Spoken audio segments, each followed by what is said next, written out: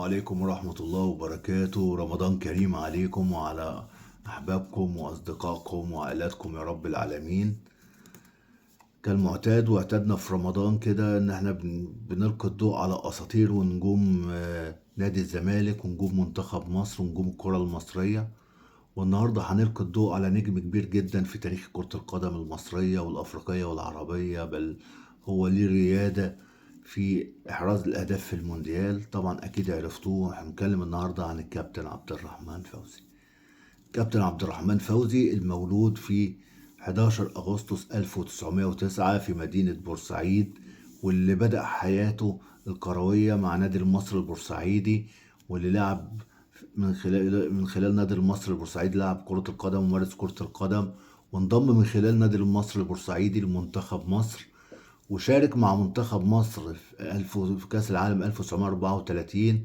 وهنا هتبدأ التاريخ بقى. كابتن عبد الرحمن فوزي سطر التاريخ ليه وللكرة المصرية والكرة العربية والكرة الأفريقية.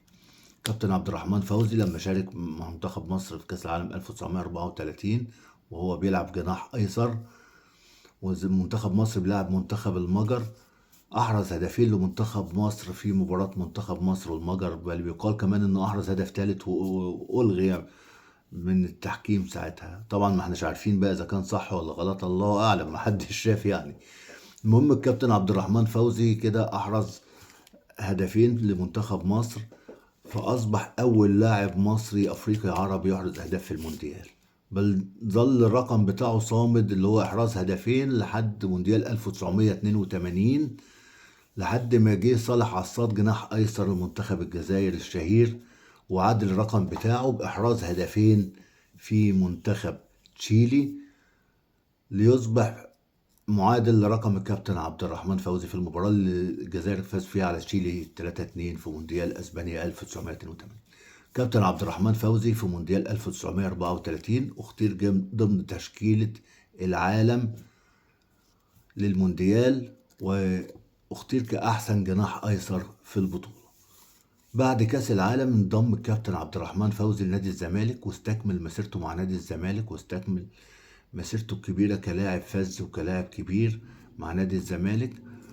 وبعد ما بطل كورة سنة 1947 تولى تدريب نادي الزمالك وأصبح المدير الفني لنادي الزمالك.